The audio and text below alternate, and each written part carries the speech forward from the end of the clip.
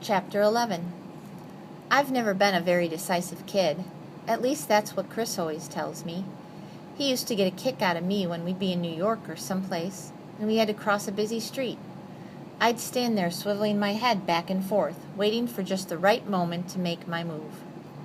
I'd always make a couple of false starts, and then hop back up on the curb. Chris would look at me and shake his head.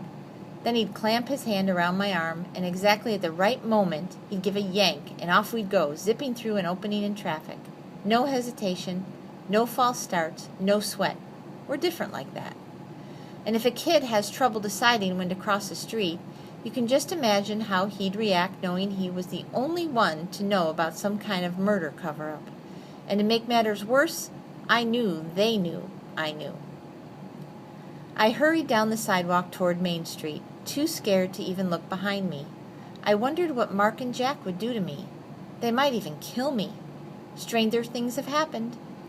But waiting and not knowing was what scared me the most. If they didn't do something soon, I might die of fear. A big black car pulled up next to me and the door popped open. Hey, McAllister, get in. Jack's voice shook and his face looked pinched. He jumped out of the passenger side not 3 feet from me, and I could see the car's red interior. I bolted before I even knew it. Running is the one thing my body understands and does well. I had zipped down a driveway and cleared a fence before my brain even caught on. A man yelled at me from his backyard, and his voice trailed off in the distance.